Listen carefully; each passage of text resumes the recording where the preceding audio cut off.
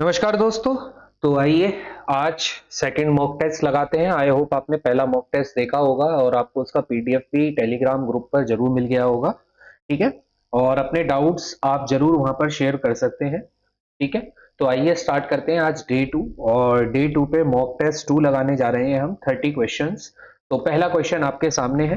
पहले क्वेश्चन में अगर आप इसको पढ़ेंगे तो यहाँ पर लिखा हुआ है कि आपके पास दो नंबर हैं या दो इंटीजर है पॉजिटिव ए और बी। जो a है उसको एक्सप्रेस किया गया है एक्स वाई की पावर 3 में और b जो इंटीजर है उसको एक्सप्रेस किया गया है x की पावर 4 y की पावर 2 एंड z। तो आपसे पूछ रहा है कि बताओ इसका HCF क्या होगा। तो यहां पर दो क्वेश्चन उठते हैं। ठीक है, HCF भी पूछ सकता है और एलसीएम भी, क्योंकि यहाँ क्वेश्चन में HCF पूछा है तो मैं यहाँ HCF का ही आंसर दूंगा, बट मैं आपको एलसीएम भी बता देता हूँ। उसने कहा कि जो a इंटीजर है वो आपको x y की पावर 3 दे रखा है और जो b इंटीजर है वो आपको x की पावर 4 y की पावर 2 z दे रखा है। अब अगर वो आपसे इसका HCF पूछता है तो HCF के लिए आपको याद रखना है हमेशा कौन सी पावर लेनी है, तो मिनिमम पावर लेनी है। जो वेरिएबल दिए गए हैं उसकी मिनिमम पावर लेनी है। और एलसीएम की अगर बात करें तो एलसीएम में हमेशा हमें क्या लेना होता है, मैक्सिमम पावर। ठीक है। अब अगर आप x और x को दोनों तरफ देखो तो एक तरफ x की पावर 1 है और एक तरफ x की पावर 4 है, तो मिनिमम पावर x की क्या हो जाएगी, आप कहोगे मिनिमम पावर x की पावर 1 रहेगी। एक तरफ y है एक तरफ y है, दोनों तरफ जो पावर है एक की 3 है और एक की 2 है। क्योंकि हमें HCF लेना है इसलिए पावर हमें मिनिमम चाहिए। अब z केवल एक तरफ है जबकि दूसरी तरफ नहीं है, तो HCF में स्पेशल याद रखना कि HCF सभी में वो फैक्टर आपको दिखने चाहिए। तो x और y ही दोनों में दिखा था, z नहीं था, इसलिए z का कोई भी नंबर यहाँ पर नहीं आएगा। ये बिल्कुल दिमाग में बैठाना कि z यहाँ पे नहीं आएगा HCF के केस में। लेकिन अगर वहीं वो एलसीएम पूछता तो x की मैक्सिमम पावर आप क्या लेते, x की पावर 4, y की मैक्सिमम पावर क्या लेते, y की पावर 3। और अब आपको z भी इंक्लूड करना था, यानी कि एलसीएम में लीस्ट कॉमन है, यानी कि मिनिमम कोई भी नंबर अगर किसी एक के भी साथ है तो भी हम उसको एलसीएम में इंक्लूड कर लेंगे। पर एचसीएफ में क्योंकि हाईएस्ट कॉमन फैक्टर होते हैं इसलिए हमें सबके साथ वो फैक्टर चाहिए। ठीक है, तो एचसीएफ क्या हो जाएगा, x y की पावर 2। अगला क्वेश्चन आपके सामने है, the value of k for which the system हमें गिवन है, आपको इक्वेशन दे रखी है 2x माइनस के वाई बराबर 7 और 4x प्लस 6y बराबर 10। आपसे कहा गया है कि ये जो सिस्टम है वो इनकंसिस्टेंट है। अगर सिस्टम इनकंसिस्टेंट है दैट मींस उसके जो ग्राफिकल सॉल्यूशन है वो पैरेलल लाइंस हैं। क्या है, पैरेलल लाइंस। और पैरेलल लाइन में a1 अपॉन a2 बराबर होता है b1 अपॉन b2 के, बट नॉट इक्वल होता है C1 अपॉन C2 के। अगर आप A1 और A2 को देखें तो A1 आपको 2 मिलेगा, आप यहां से A1 निकाल सकते हैं, यहां से A2, और A2 आपको 4 मिलेगा। B1 की बात करेंगे, B1 आपका माइनस का K होगा और B2 की बात करेंगे तो 6 होगा। अगर मैं इसको सॉल्व करूं तो 2 से ये 2 बार कटेगा एंड 2 से ये 3 बार कटेगा, तो K की वैल्यू माइनस का 3, तो K कितना आ जाएगा, माइनस का 3, यानी कि ऑप्शन नंबर डी इसका राइट आंसर हो जाएगा। C1 C2 पे हमें जाना ही नहीं है क्योंकि उसके तो ये नॉट इक्वल है। ठीक है। इसके बाद कह रहा है इसमें से कौन सा प्रोबेबिलिटी इवेंट नहीं होगा। ये क्वेश्चन ध्यान से पढ़ा करो, कई बार आप इस कैन नॉट को या नॉट वाले चीज को जो है ना मिस कर देते हो और उसमें सही आंसर लगाने का प्रयास करते हो पर आंसर गलत हो जाता है। तो इसने कहा है कौन सा इसमें प्रोबेबिलिटी नहीं होगा। तो आप इस बात को भी याद रखेंगे कि प्रोबेबिलिटी का आंसर 0 से लेकर 1 तक आपको देखने को मिलता है, यानी कि वो 0 हो सकता है, वो 0 के बीच में जितने नंबर है यहां पे प्रोबेबिलिटी आ सकती है, 1 में भी आ सकती है, but it can not be greater than, it can not be greater than 1। वो कभी भी 1 से बड़ी नहीं हो सकती किसी भी कीमत में। प्रोबेबिलिटी 1 से बड़ी नहीं हो सकती और 0 से छोटी नहीं हो सकती, can not be lesser than 0। यानी कि 0 से छोटा कोई नंबर, यानी कि नेगेटिव में प्रोबेबिलिटी कभी नहीं आ सकती और प्रोबेबिलिटी का आंसर कभी भी 1 से बड़ा नहीं आ सकता। अगर आप 98% को सॉल्व करोगे तो ये 0.98 आएगा, यानी कि 1 से छोटा है। अगर आप इसको देखोगे ये भी 1 से छोटा है, 11 अपॉन 12 को डिवाइड करोगे तो भी 0 पॉइंट कुछ आएगा, लेकिन 1.2 प्रोबेबिलिटी कभी नहीं हो सकती क्योंकि 1 की प्रोबेबिलिटी 1 से बड़ी आ ही नहीं सकती। ठीक है। इसके बाद आपसे कह रहा है 30th टर्म बताओ और सीरीज आपको गिवन है। जब भी सीरीज मिलेगी पहली टर्म हमेशा ए से डिनोट, डी की बात करेंगे second term minus first term जो कि -3 आएगा। आपसे पूछा है 30 टर्म क्या होगी, तो ए 30 आपसे पूछ रहा है, तो ए प्लस 29 डी, ठीक है। अब a कितना है 10 प्लस माइनस माइनस 29 इंटू 3। अगर हम इसको सॉल्व करेंगे तो 10 माइनस ये आपका कितना हो जाएगा 87, यानी कि माइनस का 77। जो थर्ड टर्म होगी वो मेरा माइनस का 77 होगी। ठीक है। अगला क्वेश्चन आपसे कह रहा है solution of pair of linear equation of two variable. आपको दो वेरिएबल की इक्वेशन दे रखी है, आपसे इसके सॉल्यूशन पूछ रहा है, यानी कि आपसे कह रहा है आप इस इक्वेशन को सॉल्व कीजिए और सॉल्व करके एक्स और वाई की वैल्यू को फाइंड कीजिए। ठीक है, सिंपल चीज है, कोई दिक्कत वाली बात नहीं है। अगर आप कभी भी ऐसे सॉल्यूशन निकालते हैं तो तीन मेथड होते हैं वैसे तो, लेकिन आपके सिलेबस में दो ही है, या तो सब्स्टिट्यूशन या फिर एलिमिनेशन। ठीक है, तीसरा क्रॉस मल्टीप्लीकेशन होता है पर वो सिलेबस में है ही नहीं। तो अगर मैं इसको सॉल्व करना चाहता हूं तो भाई मैं इस पूरी की पूरी इक्वेशन के साथ 2 की मल्टीप्लाई कर दूं, इससे क्या होगा वाई वाई सेम हो जाएगा। अगर मैं 2 की मल्टीप्लाई करूंगा तो मेरी इक्वेशन क्या बनेगी, सबके साथ होनी है 4x माइनस 4y और 2 2 जा 4। अगर ऊपर वाली इक्वेशन को देखोगे तो वो हमारी एसिड रहेगी 3x plus 4y is equal to 7। अगर मैं इन दोनों को ऐड कर दूं तो इससे ये कट जाएगा आपका 4x प्लस 3x बनेगा 7x बराबर 11 एंड x की वैल्यू आ जाएगी 11/7। और ऐसा एक ही ऑप्शन है तो दूसरी वैल्यू तो निकालने की जरूरत ही नहीं। ठीक है।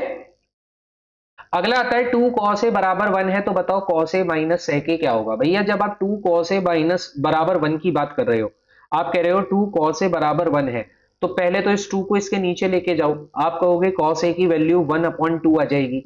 अगर cos a की वैल्यू 1/2 है तो इसका मतलब एंगल कितना होगा, आप कहेंगे एंगल होगा जी 60, क्योंकि cos 60 की वैल्यू ही 1/2 होती है। अगर एंगल 60 है तो अब इस एंगल को यहां पुट कर दो, आप कहोगे cos 60 माइनस sec 60। ठीक है। अब अभी मैंने बताया cos 60 की वैल्यू तो 1/2 ही है, लेकिन अगर हम sec 60 की बात करें तो sec 60 इसका उल्टा होगा, यानी कि 2/1। ठीक है। तो सॉल्व करेंगे, एलसीएम आ जाएगा 2, ऊपर आपका कितना बचेगा तो 1 माइनस 4, यानी कि -3/2। कितना आ जाएगा -3/2। ठीक है। अगला क्वेश्चन आपसे कह रहा है अगर शेडो की लेंथ पोल की हाइट के बराबर है तो बताओ एंगल ऑफ एलिवेशन क्या होगा। इसको तो सॉल्व ही नहीं करना भाई, 45 डिग्री। वो आपसे कह रहा है कि एक पोल है और इसकी एक शेडो है, ये इसकी परछाई है। ठीक है, ये इसकी परछाई है। अगर ये वाली चीज इसके बराबर है, भाई अगर आप इसको यहां से मिला दो तो आपको पता है ये परपेंडिकुलर, ये बेस और ये हाइपोटेनियस। तो उसने कहा अगर ये पोल की हाइट इस शेडो की लेंथ के बराबर है, दैट मींस परपेंडिकुलर बेस के बराबर है। कभी भी परपेंडिकुलर बेस के बराबर दे रखा है तो उस केस में tan हमेशा 45 डिग्री ही आता है। ठीक है, तो इसलिए थीटा कितना होगा tan 45 होगा, वैल्यू 1 होती है ना उसकी, इसलिए। फिर आपसे कह रहा है कि दो ट्रायंगल यहां पर आपको देख रहे हैं, दोनों सिमिलर है, एबीसी ईडीएफ के सिमिलर है। भाई अगर ट्रायंगल सिमिलर है, अगर ट्रायंगल सिमिलर है तो उसकी कॉरस्पॉन्डिंग साइड्स और कॉरस्पॉन्डिंग एंगल्स दोनों इक्वल होते हैं, और वो आपको इन्हीं नेम से मिल जाता है। जिस पैटर्न में ये नाम लिखा हुआ है, जिस सीक्वेंस में ये नाम लिखा हुआ है, इसी सीक्वेंस में साइड का रेशो बनेगा। यानी कि अगर आप इसकी स्टार्टिंग की दो साइड ले रहे हो तो उसकी भी स्टार्टिंग की दो साइड ले लो, ईडी बराबर। अगर आप लास्ट की 2 ले रहे हो तो इसके भी लास्ट की 2 ले लो, और अगर आप फर्स्ट एंड लास्ट ले रहे हो तो इसका भी फर्स्ट एंड लास्ट ले लो। ये तो कॉरस्पॉन्डिंग साइड्स होगी। वहीं एंगल की बात करूं, अगर पहला एंगल ए है तो इधर से पहला एंगल ई होगा, अगर दूसरा एंगल बी है तो इधर से दूसरा एंगल डी होगा, और अगर तीसरा एंगल सी है तो इधर से तीसरा एंगल एफ होगा। ये इसके कॉरस्पॉन्डिंग एंगल है। अब वो आपसे यही पूछ रहा है तो ये बताओ इसमें कौन सा कॉरस्पॉन्डिंग एंगल इक्वल होगा, तो बी डी के बराबर होगा, बी डी के बराबर होगा, बाकी कोई भी इसमें इक्वल नहीं है। ठीक है, सिंपल सवाल था। आपसे कह रहा है अगर इस इक्वेशन के रूट्स इक्वल है, रूट्स इक्वल अगर कभी भी होते हैं तो उस केस में बी स्क्वायर माइनस 4ac हमेशा 0 के बराबर होती है। अगर आप इससे कंपेयर करोगे, ए की वैल्यू 2 आएगा, बी का वैल्यू -4 आएगा और सी आपकी पी आ जाएगी। सारी वैल्यू यहां पुट कर देते हैं, यानी कि बी स्क्वायर बराबर 4ac लिख सकता हूं। बी स्क्वायर का मतलब हो गया -4 का स्क्वायर, 4ac का मतलब 4 मल्टीप्लाई 2 मल्टीप्लाई पी। आप कहोगे 4 स्क्वायर -4 का स्क्वायर 16 हो गया, 4 दूनी 8 हो गया, और मल्टीप्लाई में पी हो गया। 8 से 16 दो बार कट गया, पी की वैल्यू 2 आएगी, पी की वैल्यू 2 आएगी। अगला क्वेश्चन आपसे कह रहा है कि क्वाड्रेटिक पॉलिनोमियल क्या होगा अगर सम ऑफ जीरोस और प्रोडक्ट ऑफ जीरोस गिवन है। यानी कि आपको अल्फा प्लस बीटा दे रखा है -3 और अल्फा बीटा आपको दे रखा है 8। तो इक्वेशन आप जानते हो, इक्वेशन क्या होती है, x square minus sum of zeros into x plus product of zeros. तो अगर अल्फा प्लस बीटा की वैल्यू -3 है तो -3x और अल्फा बीटा 8। सॉल्व करोगे x square plus 3x plus 8, यानी कि पहला ही ऑप्शन इसका राइट आंसर हो जाएगा। ठीक है, मैंने ये पहली ही वीडियो में आपसे कहा है कि अगर आपको कंसेप्ट अच्छा है तो ही मॉक टेस्ट आपको फायदा करेंगे। ठीक है। लेकिन अगर आप बिल्कुल ये सोचो कि आपके जीरो कंसेप्ट है, आपको कंसेप्ट ही नहीं पता, तो फिर आपका मॉक टेस्ट फायदा नहीं करेगा। यहाँ मेरा मोटिव है कि आपको क्वेश्चंस की प्रैक्टिस करवानी है और आपको मेरे साथ भी प्रैक्टिस करनी है इसी वीडियो के अंदर।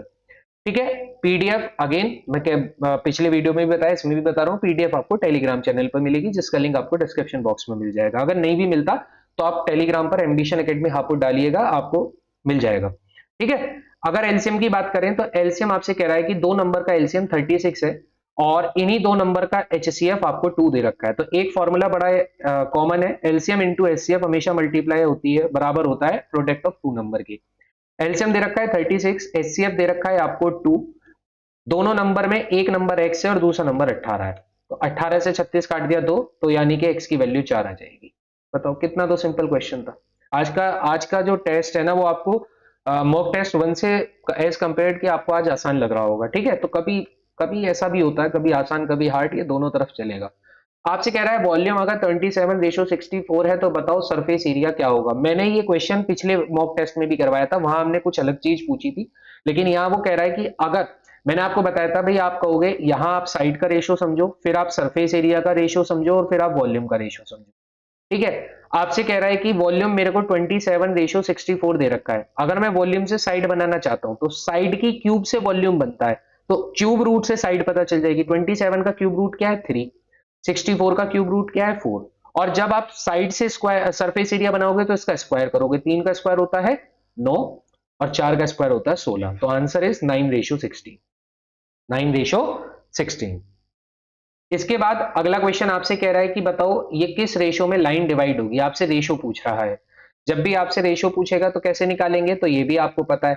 ठीक है। ये आपको पता है भाई, कैसे यहां पर आपकी इक्वेशंस बनेंगे। हमने कहा कि ये एक लाइन है, ठीक है, ये एक लाइन है, इसके दो कोऑर्डिनेट आपको दे रखे हैं 2,3 और इधर लिखा हुआ है 7,8, और कहा हुआ है कि एक लाइन इसको डिवाइड कर रही है, जिस कोऑर्डिनेट पे डिवाइड कर रही है दैट इज 4:5 आपसे पूछ रहा है बताओ किस रेशो में लाइन डिवाइड होगी। पहली बात तो रेशो हमेशा जब गिवन नहीं होता तो के रेशो 1 मानना चाहिए। ठीक है। फॉर्मूला आप जानते हो कि ये आपका होता है x1 y1, इसको बोलते हैं x2 y2, और बीच वाले को कहा जाता है x और y। तो इस x और y को निकालने के लिए हमारे पास फॉर्मूला होता है mx2 plus nx1 upon m plus n। m का और n का मतलब है रेशो। x कितना गिवन है 4, m कितना गिवन है k, मल्टीप्लाई x2 कितना दे रखा है आपको 7 प्लस n कितना दे रखा है 1, x1 आपको कितना दे रखा है 2, अपॉन m प्लस n का मतलब हो जाएगा k प्लस 1।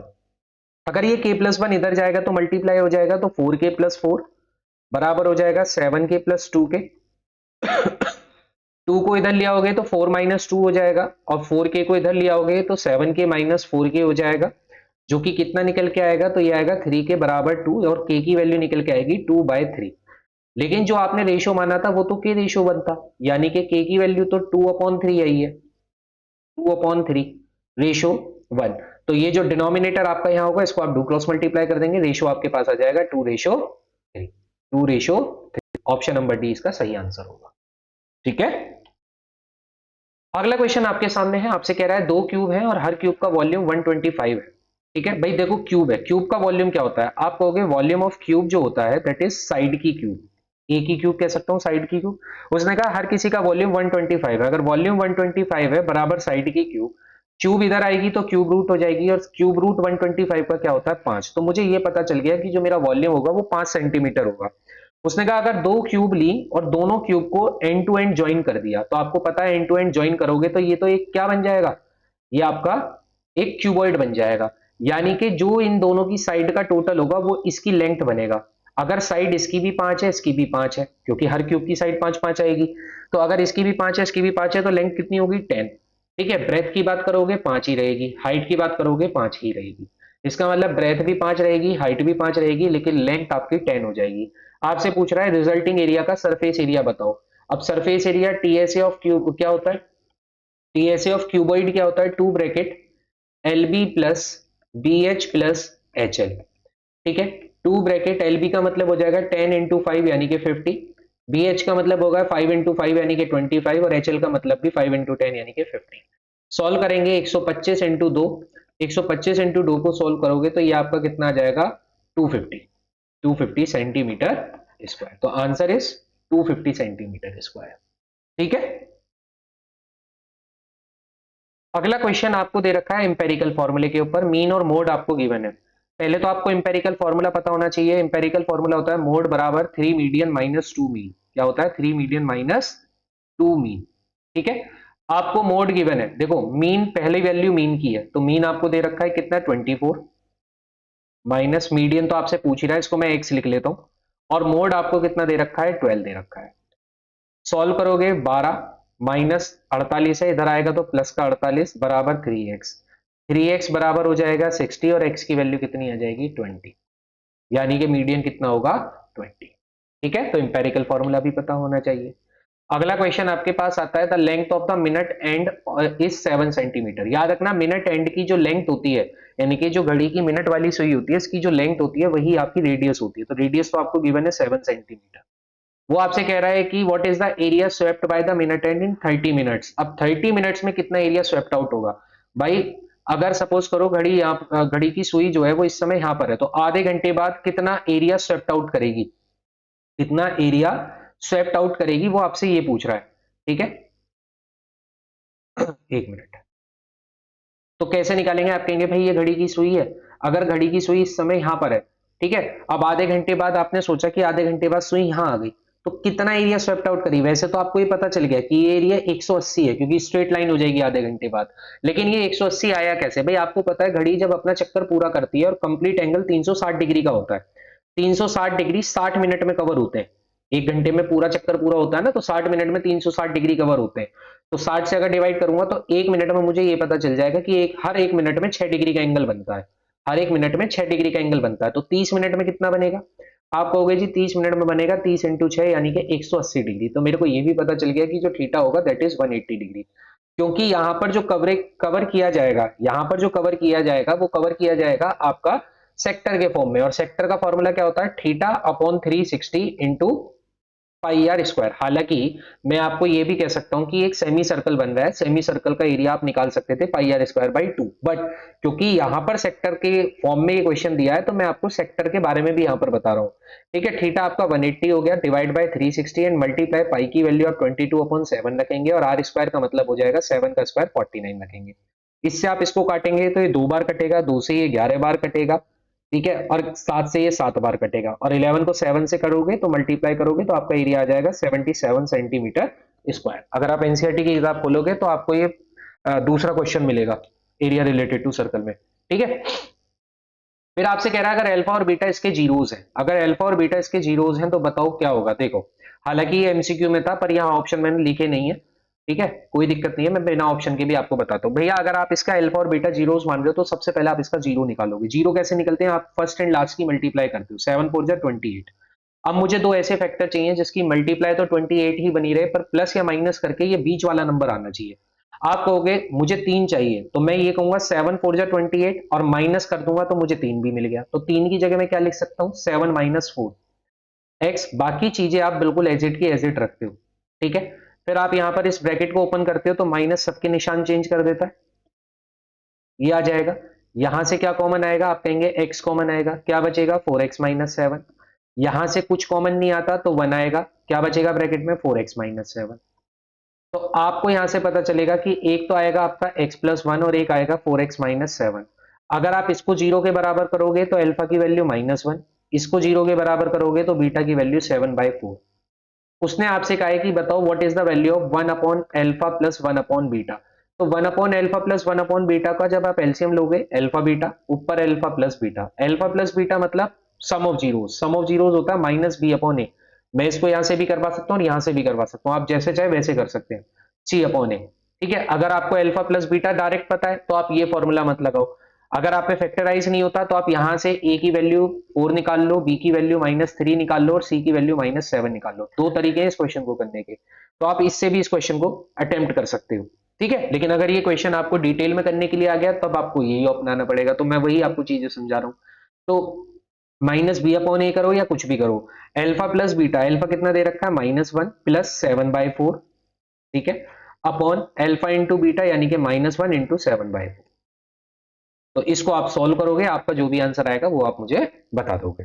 ठीक है, अगला क्वेश्चन आपसे कह रहा है इसमें बताओ किसके दो अलग अलग रूट होंगे। देखो डिस्टिंक्ट रूट, अगर रियल रूट है तो B square minus four A C की वैल्यू जीरो होती है, लेकिन अगर अलग अलग रूट है तो B square minus four A C की वैल्यू जीरो से बड़ी होती है। तो आपको यहां पर ये चेक करना है किसकी value B square minus four A C की वैल्यू जीरो से बड़ी आ रही है, जीरो से वैल्यू बड़ी आनी चाहिए।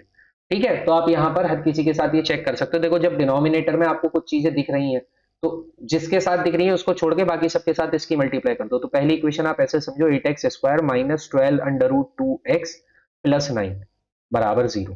बाकी इक्वेशन आपकी सही बनी हुई है। तो आपको बस ये चेक करना है B square minus four A C zero से बड़ा किसका पास आ रहा है। ठीक है, उसी के ही दो डिस्टिंक्ट रूट हो जाएंगे, अलग अलग रूट हो जाएंगे।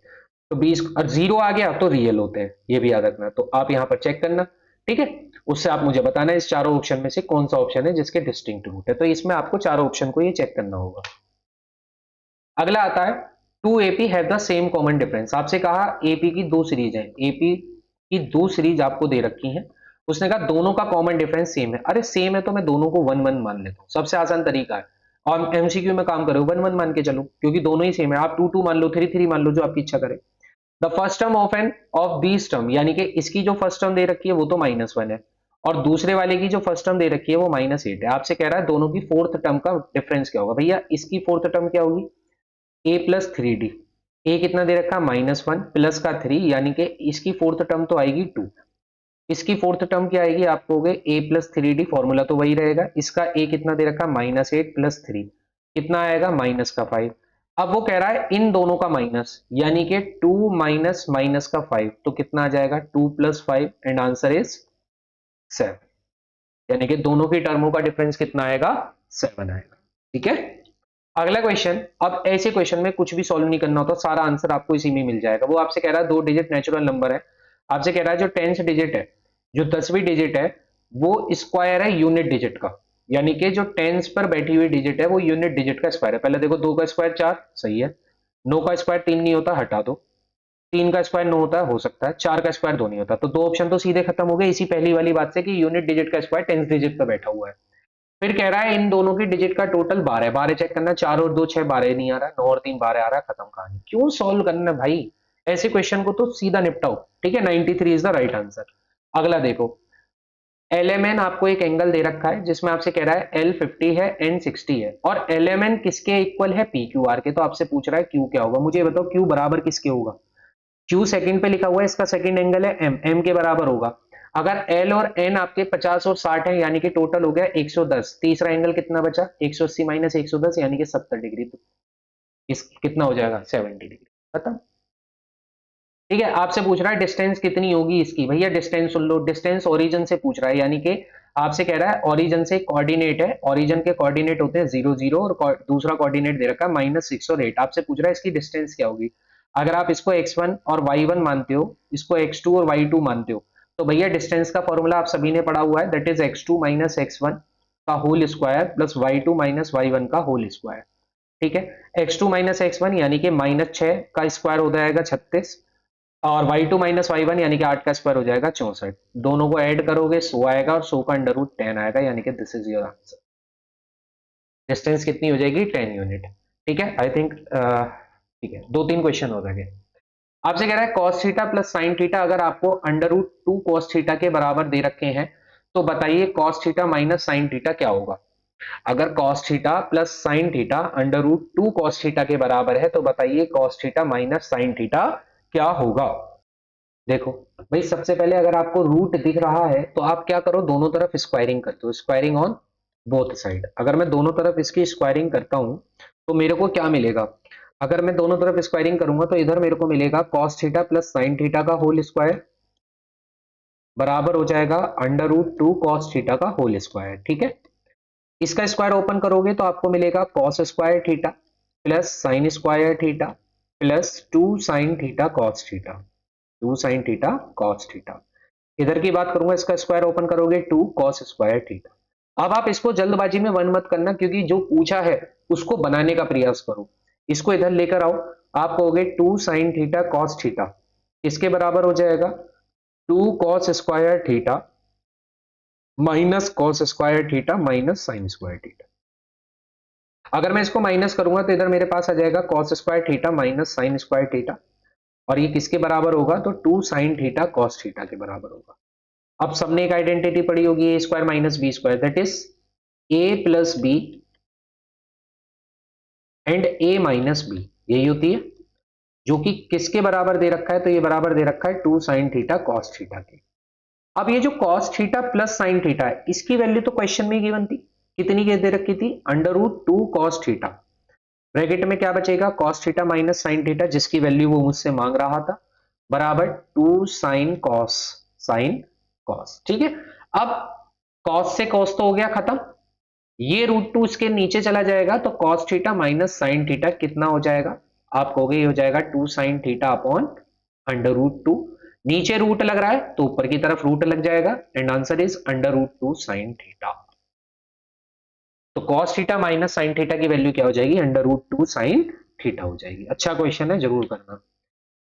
देखो सर्कल का क्वेश्चन आ गया, सर्कल का क्वेश्चन आ गया, इसको तो हम यहीं खत्म कर देंगे। पी ए पी बी आपको टेंजेंट दे रखे हैं, सेंटर ए पी बी, ये एंगल आपको 50 डिग्री दे रखा है, आपसे कह रहा है बताओ ओ ए बी कितना होगा। देखो अगर ये आपका 50 है, ठीक है, क्योंकि ये वाली साइड इस साइड के बराबर होती है, दैट मीन्स ये वाला एंगल और ये वाला एंगल आपका बिल्कुल इक्वल होगा, क्योंकि equal sides having equal angle, ठीक है।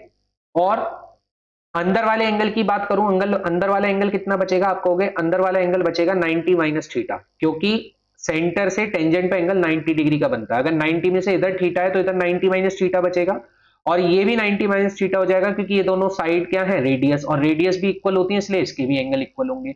अगर ये 50 है तो ये कितना बचेगा, आप कहोगे आमने सामने के एंगलों का टोटल 180 होता है, दैट मीन्स ये कितना हो जाएगा, 130 हो जाएगा। अब आपको ये वाले एंगल में पता चल गया, आपसे थीटा पूछ रहा था ना, क्या पूछ रहा था, ओ ए बी, तो आप थीटा निकालो। थीटा कैसे निकालोगे, देखो आप कहोगे 90 minus theta plus 90 minus theta plus 130 degree, ये तीनों एंगल का सम किसके बराबर होगा, ये तीनों एंगल का सम किसके बराबर होगा, तो आप कहेंगे ये जो बराबर होगा ये हमारा किसके बराबर हो जाएगा, 180 के बराबर हो जाएगा, ठीक है। इधर से कितना आ जाएगा, 90 और 90 180, और इसको जोड़ोगे तो कितना हो जाएगा 310, माइनस 2 थीटा बराबर हो जाएगा 180 डिग्री के, 180 इधर आएगा तो 310 माइनस 180 डिग्री बराबर हो जाएगा 2 थीटा, अगर आप इसको माइनस करोगे तो ये आपका आ जाएगा 130 डिग्री बराबर 2 थीटा, एंड 2 से इसको कट करोगे तो 65 डिग्री, यानी कि थीटा की वैल्यू मेरे पास कितनी आ जाएगी, 65। बट उसने मेरे से क्या पूछा है, ओ ए बी, अगर आप ध्यान से देखो ओ ए बी, तो ओ ए बी कितना लिखा हुआ है, 90 माइनस थीटा, यानी कि 90 माइनस थीटा कितना है, 65 डिग्री, और 90 में से 65 गए तो कितना बचा, 25 डिग्री, तो answer is 25 degree, answer is 25 degree. अगला क्वेश्चन, ठीक है, अभी काफी बच रहे हैं, ठीक है।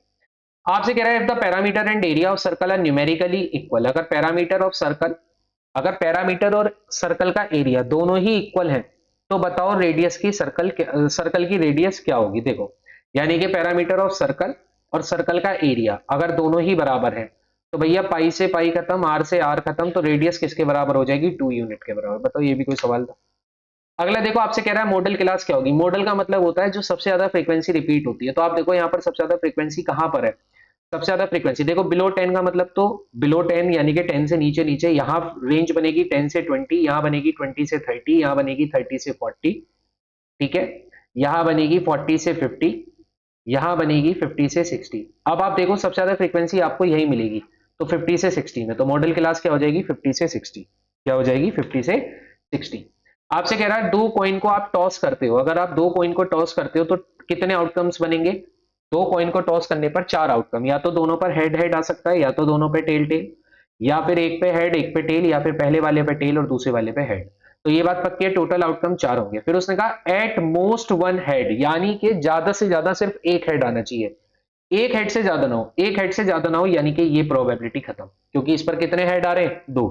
एटमोस्ट का मतलब है उससे ऊपर आपको सोचना ही नहीं, उससे नीचे सोचना है, एक हेड आएगा 0 हेड आएगा चलेगा, एक हेड चलेगा 0 हेड भी चलेगा, तो 3/4 प्रोबेबिलिटी इज 3/4, ठीक है। जहां टाइप नहीं कर सकता था वहां मैंने स्क्रीनशॉट लेके डाल रखे, ठीक है, ठीक है। ये लास्ट, ये वाला क्वेश्चन समझो, बहुत बेहतरीन सवाल है, ये भी अच्छा सवाल, ठीक है। आ गया, इससे हट गया, देखो ये अच्छा सवाल है, वेरी गुड सवाल। आपसे कह रहा है अंशिका नाम की एक लड़की है, उसने 11 चॉकलेट क्यूब्स को मेल्ट किया है एक सिलेंड्रिकल कप में, आपको दिख रही है ये चॉकलेट क्यूब्स हैं, इसको मेल्ट करके इसने इसमें सिलेंड्रिकल कप में डाला है, उसने कहा अगर हर चॉकलेट क्यूब की जो साइड थी वो के थी और कप की जो रेडियस है वो आपको आर दे रखी है, तो बताओ इसमें से हाइट ऑफ मेल्टेड चॉकलेट यानी कि चॉकलेट मेल्ट होने के बाद कितनी हाइट तक इस पे राइज करेगी। ठीक है, क्वेश्चन अच्छा है। अब करेंगे कैसे? भाई हम एक चीज जानते हैं, जब हम किसी भी चीज को मेल्ट करके किसी दूसरी चीज में कन्वर्ट कर रहे होते हैं या ट्रांसफर कर रहे होते हैं तो volume will be same, volume same होता है। यानी कि हम ये कहेंगे कि यहां पर जो वॉल्यूम 11 चॉकलेट्स का होगा, ठीक है, वो बराबर होगा किसके? वॉल्यूम ऑफ सिलेंड्रिकल कप के या वॉल्यूम ऑफ कप के। क्योंकि 11 की 11 चॉकलेट कैसी हैं? क्यूबिकल है, और क्यूब का वॉल्यूम क्या होता है? साइड की क्यूब। और साइड आपको कितनी दे रखी है? तो साइड आपको के दे रखी है। कितनी दे रखी है? के, तो के की cube. Volume of cup, cup कैसा है? सिलेंड्रिकल। सिलेंड्रिकल होता है pi R square H, pi R square H. अब आपसे एच पूछ रहा है, पाई आर स्क्वायर को इधर लिया हो तो एच बराबर क्या हो जाएगा? 11 के cube upon pi R square. 11 के क्यूब, पाई की वैल्यू आपको बता रखा है 22 अपॉन 7, अपॉन का 7 ऊपर रख लो और इंटू में आर स्क्वायर। 11 से कट गया 2 बार, तो यानी कि आपका आंसर हो जाएगा 7 के क्यूब अपॉन 2 आर स्क्वायर। 7 के क्यूब अपॉन 2 आर स्क्वायर, यानी कि option number is the right answer. ठीक है, लास्ट क्वेश्चन आता है। अब ये तो आप जानते ही हो भैया, साइन में 1/2 वैल्यू किसकी होती है? 30 डिग्री की। कॉस में किसकी होती है? 60 डिग्री की। बीटा माइनस अल्फा पूछ रहा है, यानी कि बीटा माइनस अल्फा यानी कि 60 माइनस 30, यानी कि ऑप्शन इज बी करेक्ट। ठीक है, तो आई होप आपको ये 30 के 30 क्वेश्चन समझ आए होंगे। और अगर आपको क्लास अच्छी लगती है तो भाई देखो, लाइक भी करा करो, देखा भी करो और शेयर भी करा करो। ठीक है, क्योंकि आप शेयर करते हो तो बनाने का मोटिवेशन हमें मिलता है। बाकी आपको क्लास की पीडीएफ या डाउट से रिलेटेड कोई भी चीज अगर आपको ऐसी परेशान कर रही है तो जस्ट टेलीग्राम चैनल को ज्वाइन कर लो। थैंक यू, मिलते हैं नेक्स्ट वीडियो में। तब तक के लिए जय हिंद, जय भारत। पेपर की तैयारी करते रहें और स्वस्थ रहें।